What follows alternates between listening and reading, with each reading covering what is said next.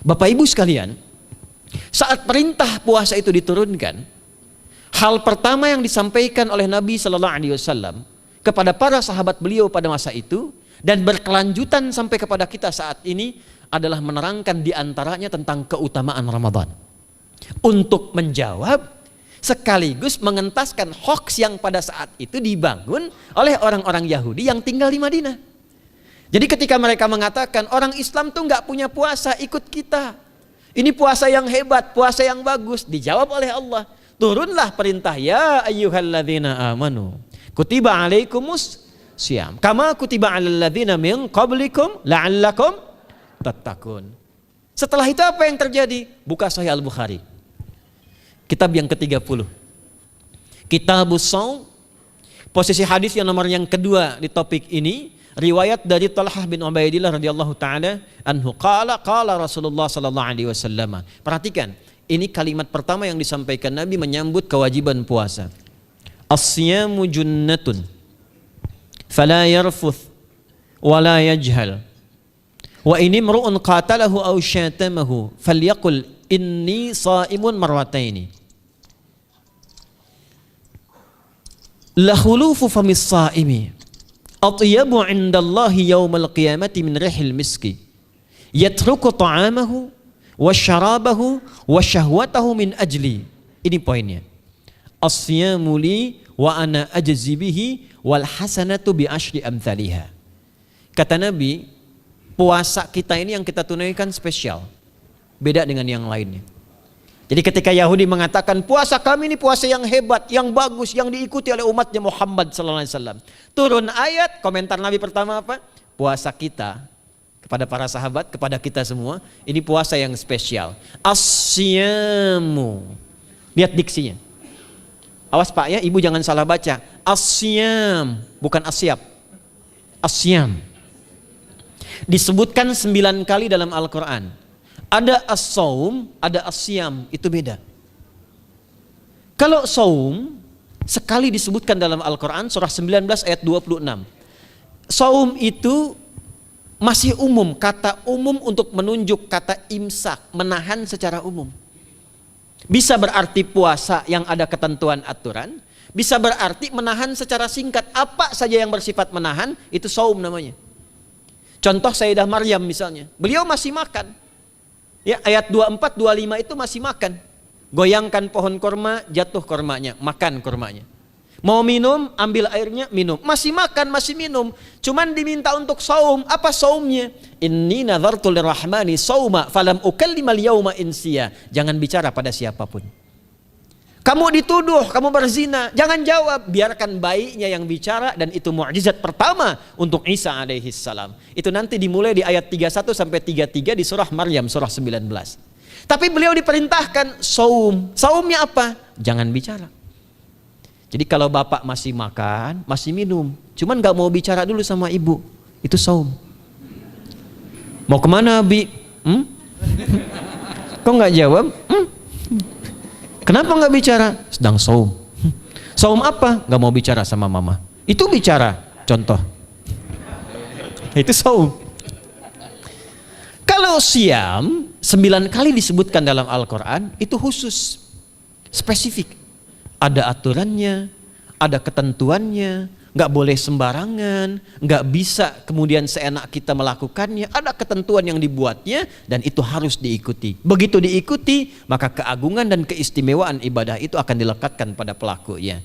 Dan menariknya, perintah puasa itu ketika turun ayatnya Al-Baqarah 183, kalimatnya bukan menggunakan saum tapi siyam. Ya ayyuhalladzina amanu kutiba alaikumus. Nah kata Nabi, asyamu junnatun. Kalau benar puasa kita ini, kita tunaikan yang Ramadan ini, maka dia akan melahirkan satu yang tidak ditemukan pada ibadah lain, yaitu junnah. Ada jinnah, ada jannah, ada junnah. Itu beda. Tapi semua katanya, itu hurufnya sama, cuma harokatnya beda. Coba lihat ya, ada junnah, jinnah, dan jannah. Jannah artinya apa? Surga. Jinnah artinya apa? Jin. Jamak dari kata jin. Minal jinnati wan nas. Baik ya. Ada junnah. perisai. Itu ketiga-tiganya berasal dari huruf jim, nun, kemudian ta. Dalam bahasa Arab, setiap ada huruf dimulai dengan jim dan nun, itu pasti tersembunyi, gak kelihatan. Saya ulang ya, setiap ada huruf dimulai dengan jim dan nun, kalimatnya itu pasti gak nampak, gak kelihatan. Janin, kenapa disebut janin? Karena masih tersembunyi dalam rahim ibundanya, gak kelihatan. Begitu keluar, tampak jadi bashar, jadi bayi yang terlihat. Jin, kenapa disebut dengan jin? Karena nggak nampak. Makanya fitrah jin itu Pak, Ibu, fitrahnya tersembunyi. Jadi kalau ada jin melakukan penampakan, itu jin sedang punya masalah. Betul, itu nyata. Dan yang lebih punya masalah, ada orang-orang manusia yang mencari-cari penampakan jin. Itu sedang kurang sehat itu. Ya, betul, karena jin itu dipasangkan di Al-Quran dengan ins. 18 kali pasangan ini disebutkan, itu lawannya langsung. Jadi jin tersembunyi, ins nampak.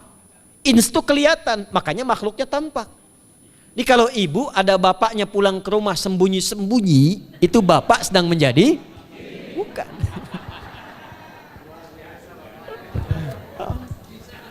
Kalau ibu sembunyi-sembunyi nyari dompet bapak, ibu sedang menjadi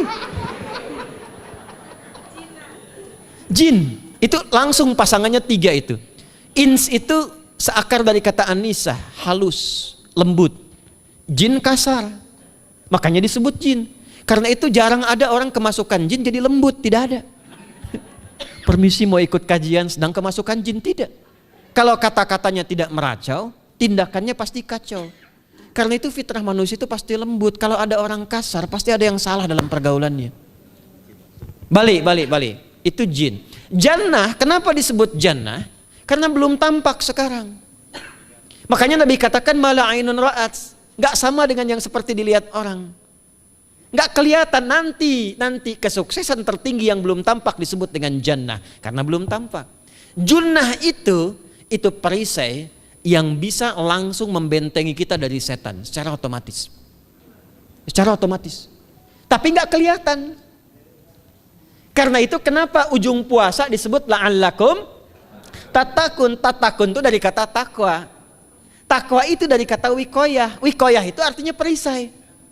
Nah, perisainya tidak tampak dalam diri kita. Tapi kalau terbiasa menunaikan ibadah puasa ini, kata Nabi, yang pertama kali akan terjadi pada orang yang puasanya benar, dia akan mendapatkan perlindungan berupa perisai dari Allah, hasil dari latihan puasanya yang dapat membentengi dia dari setan. Jadi ciri khas puasa Ramadan itu kalau sukses ditunaikan, itu akan terjauh dari godaan setan. Setan itu provokator yang memang hanya mengarahkan pada keburukan. Jadi dia nggak kenal benar. Lawannya malaikat. Malaikat nggak kenal salah, Pak. Nah, supaya terbentengi dari itu semua, kata Nabi SAW, kita itu dihadiahi sekarang oleh Allah. Satu ibadah yang kalau dilakukan ibadah itu akan mengakumulasi ibadah-ibadah yang lainnya, yang saat bersamaan dahsyatnya ibadah ini bisa menghadirkan junnah, perisai yang membentengi dari setan. Karena itu ketika dilakukan ibadahnya, saat yang bersamaan bisa ditahan maksiatnya, ditingkatkan amal solehnya. Setan kan ngajaknya pada yang salah kan? Malaikat ngajak pada yang soleh. Ramadan itu keutamaannya kalau sudah tiba Ramadan, itu selalu kita terdorong pada yang saleh dan tertahan untuk yang salah. Itu hebatnya puasa Ramadan. Kalau nggak percaya silahkan Pak Ibu sekalian. Cuman Ramadan yang saat datang waktunya bisa menghentikan orang berbuat maksiat.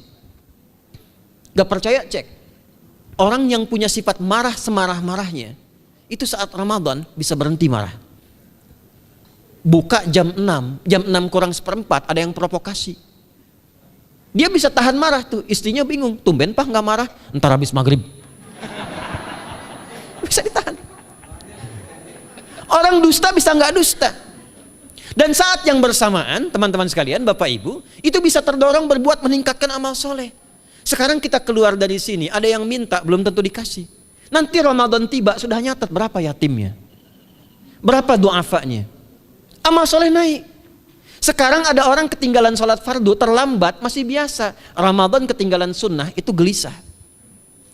Betapa ibu-ibu para pejuang yang sangat luar biasa itu berjuang memperebutkan saf pertama setelah maghrib untuk menaruh sejadah.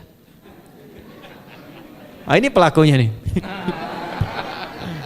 Tapi itu hebat, Bu. Saya tanya ibu kalau berjuang naruh sejadah setelah maghrib atau bahkan sebelum maghrib, itu sejadah disimpan di saf itu untuk ngejar sholat apa? Tarawih, bukan isanya. Saya tanya pada ibu, tarawih itu hukumnya sunnah atau wajib? Sunnah. Ramadan tuh jangan kan yang fardu, ketinggalan sunnah bisa gelisah. Itulah Ramadan.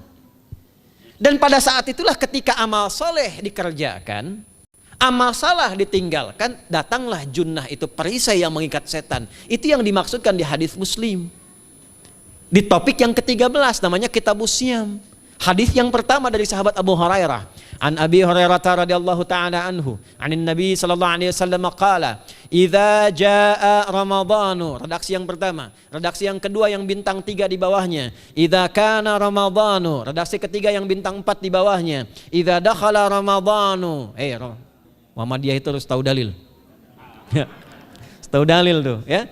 Idza jaa Ramadhanu, idza kana Ramadhanu, idza dakhala Ramadhanu, futtihat abwabul jannati aw abwabur rahmati. Wa ghulliqat abwabun nari aw abwabu jahannam. Wa sulsilatis syayatinu aw sufidatis syayatin. Ini maknanya. Kalau Ramadan sudah tiba, kata Nabi, maka dibukakanlah pintu-pintu surga. Para ulama berbeda pendapat dalam tafsir tentang hadis ini. Pintu-pintu surga ada yang mengatakan real dibuka. Ada yang mengatakan dengan penafsiran metafor. Pintu surga itu pintunya lewat amalan. Ada 8 pintu surga kata Nabi dalam hadis yang lain, ya.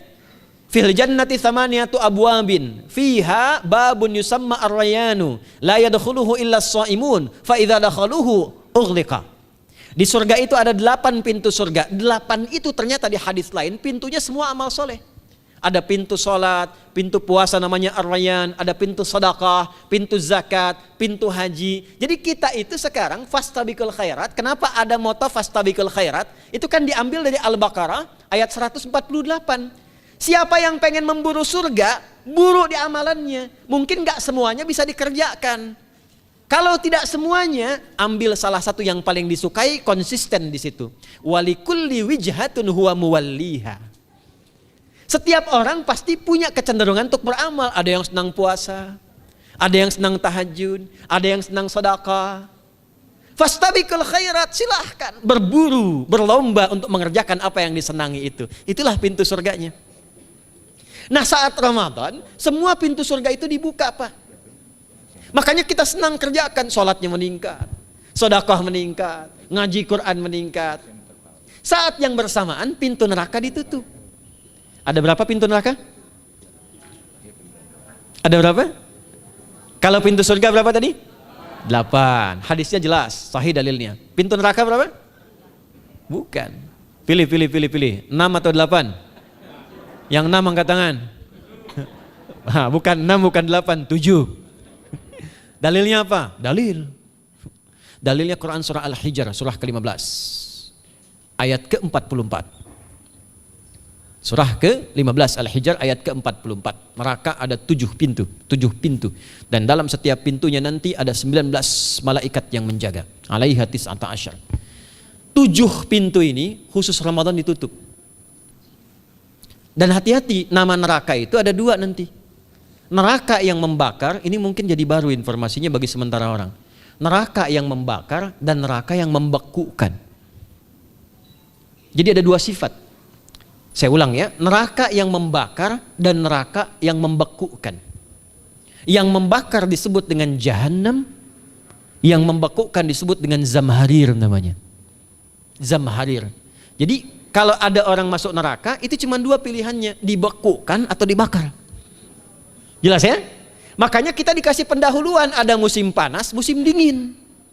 Supaya merasakan, nih orang musim dingin nih pakai lapisan-lapisan baju.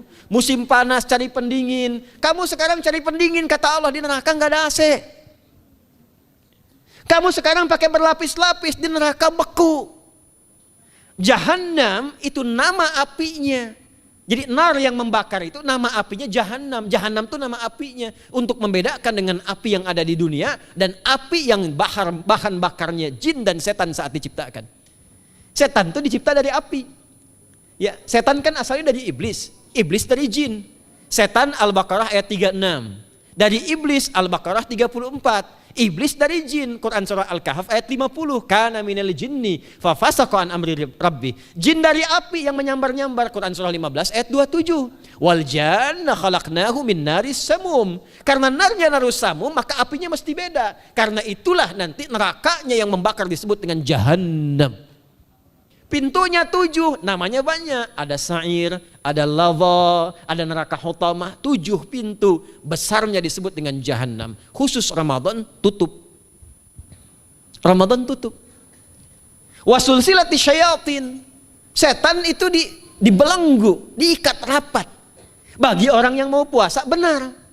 Awas hati-hati. Bagi orang yang mau puasa benar, karena itu kalimatnya asyamu junnatun. Kalau benar puasanya, metafornya amalan dia bisa mengikat setan. Tapi kalau puasanya nggak benar, tetap digoda juga. Makanya jangan heran, walaupun Ramadan tetap kotak infak ada yang hilang. Sendal ada yang hilang. Karena puasanya bukan siam, puasanya saum. Sedangkan diksi Nabi yang mengatakan asyamu junnatun. Puasanya yang harus benar. Nanti kita belajar fikih setelah itu. Saya ingin pendahuluan dulu ya. Setelah itu apa yang kata Nabi katakan? Ini masih mukaddimah ya kita ya. Ini luar biasa nih.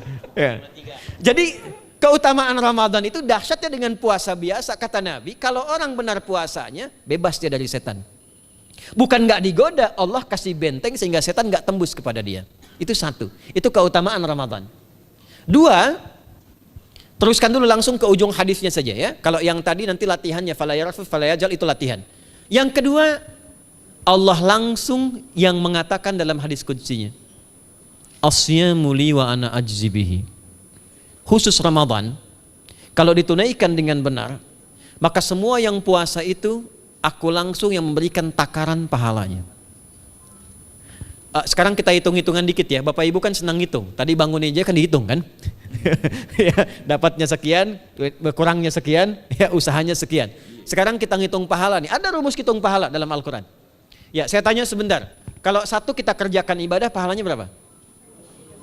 10. Dalil. Apa dalilnya? Quran surah ke-6 ayat 160. Man jaa baik bil hasanati falahu asyru amthaliha. Siapa yang melakukan satu perbuatan hasanah. Hasanah itu perbuatan baik yang bernilai pahala. Itu hasanah namanya. Pahalanya disebut ajrun namanya. Lahum ajrun ghairu mamnun. Jadi perbuatan baik yang bernilai pahala disebut apa? Hasanah. Ya, eksekusinya, implementasinya disebut amal soleh. Pahalanya, hitungannya disebut ajrun namanya. Jamaknya disebut dengan ujur. Di setiap poinnya disebut dengan ajrun namanya. Nah, orang yang mengerjakan perbuatan baik berpotensi punya nilai pahala, itu setiap perbuatan baiknya 10 kebaikan. Contoh kita sholat nih, sehari berapa waktu? 5. Berapa rakaat? 17. Al-Fatihahnya 18 atau 19 kali? 17 kali ya. Kalau 18 kali berarti subuhnya 3 rakaat. Nah, itu kan kalau kita buka hadis Muslim nomor hadis 162, saat Nabi dalam peristiwa setelah Isra itu ke Masjidil Aqsa, kemudian araja bina Jibril alaihissalam, Mi'raj naik ke Sidratul Muntaha. Sidratul Muntahanya ada di surah An-Najm dari ayat 1 sampai 18-nya. Itu ketika menerima perintah salat pertama kali kan bukan 5, tapi 50. Turun kan Nabi kemudian ke langit ke-7, ketemu Nabi Ibrahim sedang senderan di Baitul Ma'mur, punggungnya senderan. Itu ada kisahnya di hadis Muslim nomor hadis 162. Kemudian turun lagi ke Nabi Musa. Nabi Musa itu kan tipikalnya senang, yang pertama agak temperamen, yang kedua itu senang mengomunikasikan sesuatu. Makanya ketika dengan Khidir alaihi salam itu senang, ya, kritisnya itu muncul kepada Nabi Muhammad ketika turun dari Sidratul Muntaha ke langit yang ke-6 itu ketemu Nabi Musa, ditanya, Muhammad SAW dapat apa tadi? Sholat. Berapa waktu? 50. Kamu tahu nggak? Umat saya itu kekar-kekar besar-besar. Segitu aja nggak kuat, apalagi umat kamu yang kayak kita sekarang nih. Minta lagi diskon sama Allah katanya. Naik tuh, minta lagi. Singkatnya 9 kali naik. Setiap naik dikurangi 5. 9 kali 5 berapa? 45. 50 kurangi 45 berapa? 5. Turunlah 5. Sampai 5 pun Nabi Musa masih komennya begini. Minta lagi aja diskon. Kata Nabi, saya kurang enak lah, malu saya. Sudah diberikan yang paling pokok 5. Dan itu pun belum selesai. Dengan senyumnya kemudian, lihat ini indahnya. Setiap 5 itu Allah menetapkan, setiap satunya punya 10 nilai. Jadi kalau kita kerjakan 5 waktu dikali 10 berapa? 50. Itulah dahsyatnya umat Nabi Muhammad karena keutamaan nabinya. Walaupun 5, nilainya tetap setara dengan yang umat Nabi Musa 50 kali. Karena itu keutamaan Nabi Muhammad itu sangat luar biasa. Sampai nanti dipuji Allah oleh begitu tinggi. Sifatnya, rasanya di ujung surah At-Taubah itu. Akhlaknya di surah Al-Qalam itu. Dan karena kemuliaan ini kita dapat barakahnya. Percikan keberkahannya. Apa itu? Ketika Ramadan yang puasa-puasa lain standar. Puasanya umat Muhammad SAW, setiap puasanya itu pahalanya dilipat gandakan tak terbatas. Allah langsung menilai keikhlasan pada hambanya. Paling minimal kalikan 10 kali lipat lagi dari hari biasa. Wal hasanatu bi asyri amthaliha. Jadi kalau sekarang baca Quran sekarang ini, satu hurufnya berapa? Tahu dari mana? Ya, di At-Tirmidzi nomor hadis 2910. Man qara'a harfan min kitabillahi falahu asyru hasanat. Setiap ada orang baca satu kitabullah dengan syarat dia mukmin, muslim, baca satu huruf dari kitabullah, dapat 10 kebaikan. Satu hurufnya 10, Bu, Pak. Walam aqul alif lam mim harfun, saya tidak katakan kata Nabi alif lam mim satu huruf. Walakin alifun harfun, lamun harfun, mimun harfun, walikulli harfin asyru hasanat. Tapi alifnya satu huruf, lamnya satu huruf, mimnya satu huruf, setiap hurufnya 10 kebaikan. Saya kalau ada papan tulis, saya turunkan ini pakai syarah ilmu arud. Itu dahsyat lagi. Arud itu menuliskan apa yang dikatakan, bukan menuliskan simbol yang ditunjukkan. Jadi kalau kita bilang alif, tulis alif. Dan alif itu kan ada 3 huruf, hamzah, lam, fa. Hamzah berapa huruf? Tulis lagi hamzah. Itu baca Quran kalau ikhlas, pahalanya berlipat. Paling standar satu hurufnya 10. Dan hampir nggak ada orang baca Quran cuman 1 huruf. Nun. Udah dulu 10 lumayan. Nggak ada. Pasti banyak itu. Dan Ramadan lebih meningkat lagi. Dan dikalikan 10 lagi, itu paling standarnya 1 huruf 100, Pak, Bu. Makanya Ramadan itu limpahan pahala. Rugi orang kalau nggak ibadah saat Ramadan itu. Nabi aja itu tadarusan Quran sekali khatam. Saat tahun meninggalnya 2 kali khatam untuk ngejar kemuliaan-kemuliaan contoh bagi kita. Itu Ramadan. Jadi ini yang pertama menjadikan kita mesti sadar Ramadan beda dengan bulan biasa. Maka disampaikan oleh Nabi yang pertama ada pelipat gandaan pahala. Yang kedua ada perisai yang bisa menjauhkan kita dari setan. Yang ketiga, saya tutup mukadimahnya. Yang ketiga, hanya Ramadan yang siang malam melahirkan ampunan Allah Subhanahu wa taala. Siang malam. Kita kalau mau nyari ampunan itu bisa kapanpun minta ampun. Tapi ada waktu-waktu yang sangat strategis dan tempat-tempat yang sangat efektif mempercepat mengabulkan doa. Contoh waktu misal sepertiga malam. Itu cepat terkabul doa, hadisnya qudsi. Di antara azan dan iqamah. Waktu singkat di waktu Jumat, ada yang menafsirkan antara duduk khutbah, 1 dan 2, ada yang menafsirkan waktu asar menjelang ke maghrib. Dan itu nanti sepeninggal Nabi ada di antara istri Nabi SAW memburu waktu singkat yang luar biasa ini untuk berdoa. Hafal doanya ya.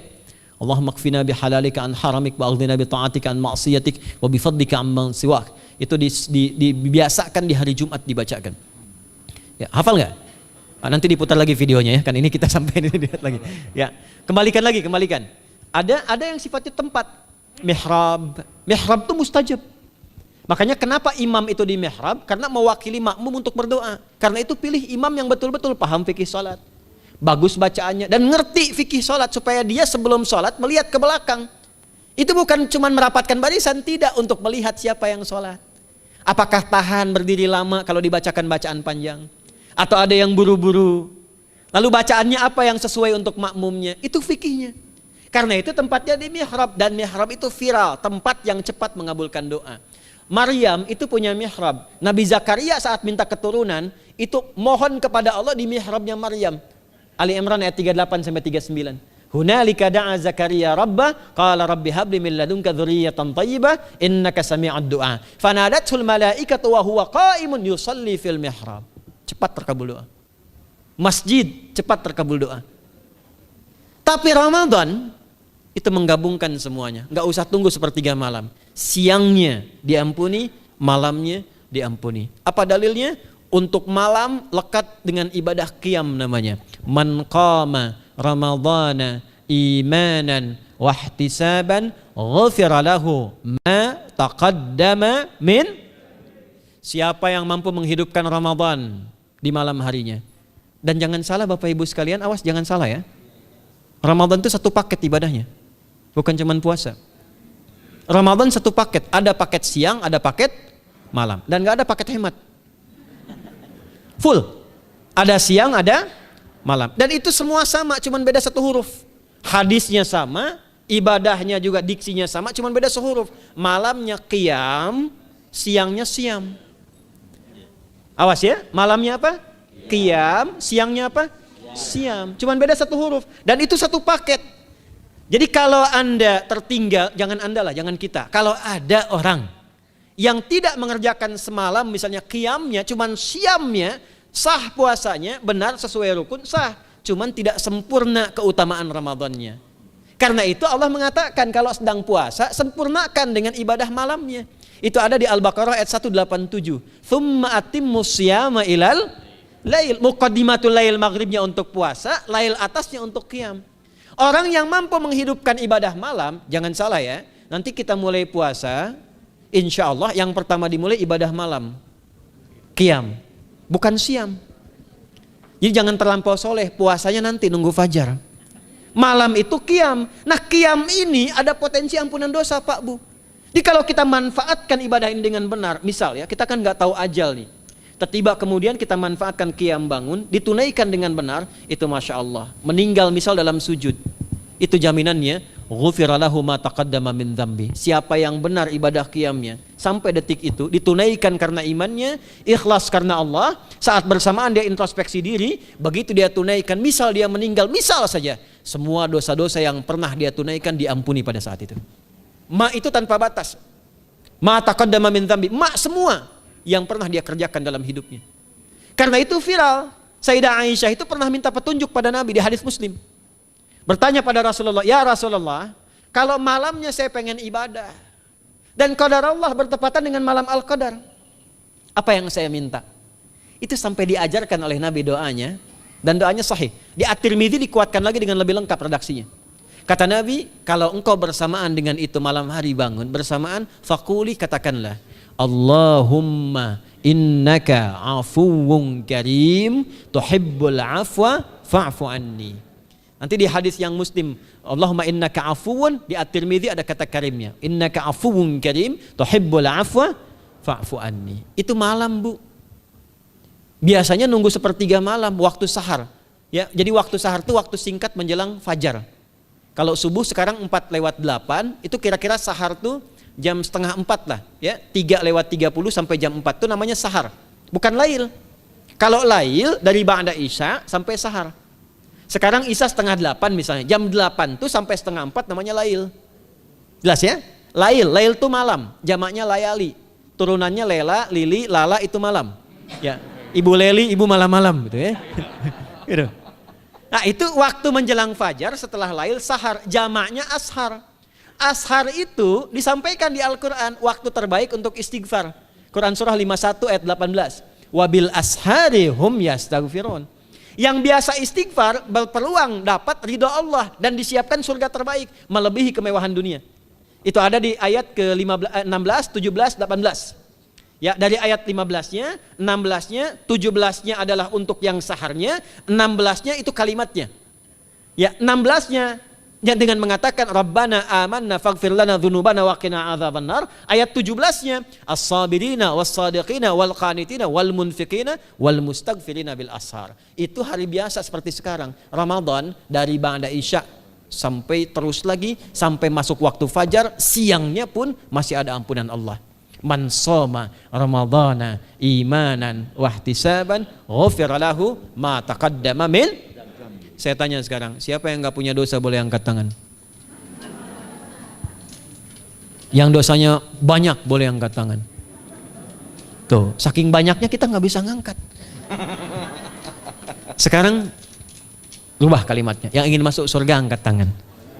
Insya Allah. Yang ingin surga Firdaus angkat tangan.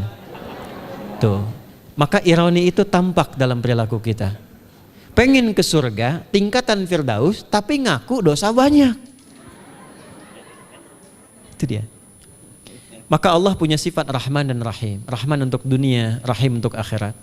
Maka diberikanlah kesempatan Ramadan untuk menggugurkan semua dosa itu.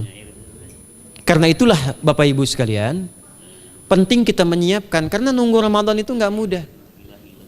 Dan nggak semua orang itu akan sampai kepada momen yang dimaksudkan. Karena itulah malaikat Jibril itu langsung komen. Ya, jadi ada dua riwayat nih, Nabi yang berdoa, malaikat yang mengaminkan, ada malaikat yang berdoa, Nabi yang mengaminkan. Jadi Nabi akan naik memberikan tausiah di mimbarnya. Mimbar Nabi itu ada 3 gundakan. Begitu naik ke gundakan pertama, ada 3 gundakan. Lalu tibalah kemudian beliau bersabda. Ada riwayat Nabi yang berkata, malaikat mengaminkan. Ada riwayat sebaliknya, malaikat yang berkata, Nabi mengaminkan. Raghima'an forajulin. Awas, hati-hati nih. Raghima'an forajulin. Liman adraka Ramadhana falam yughfar lahu. Terhina di hadapan Allah Subhanahu wa taala. Kotor dirinya. Bu'dan, jauh dari rahmat Allah.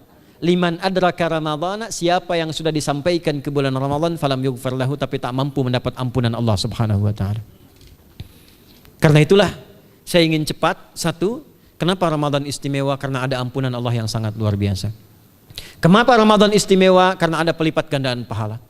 Kenapa Ramadan istimewa? Karena ada peluang untuk menjauhkan dari setan. Dan yang terakhir, Ramadan istimewa karena semua waktu siang dan malam mempercepat terkabulnya doa. Itu yang dijamin di ayat 186 dalam rangkaian ayat Siyam dari ayat 183 sampai 187. Ayat 186-nya khusus untuk mempercepat terkabulnya doa. Wa idza sa'alaka 'ibadi 'anni fa inni qarib. Ujibu da'watad da'i idza da'an. Falyastajibu li wal yu'minu bi la'allahum yarshudun. Tafsirnya apa? Hadis Nabi sallallahu alaihi wasallam, "Thalathatun la turaddu da'watuhum, al-imamul 'adil was-sha'ima hatta yuftira wa da'watul mazlum." 3 golongan yang doanya sulit sekali ditolak. Yang pertama imam yang adil, yang kedua adalah orang puasa sampai berbuka, dan ketiga doa orang yang terzalimi. Jadi kalau Bapak Ibu pengen cepat dikabulkan doanya secepat kilat, maka jadilah pemimpin yang adil. Kalau belum mampu, latihan puasa. Kalau belum mampu lagi, banyak-banyak terzalimi dan berdoa. Ya.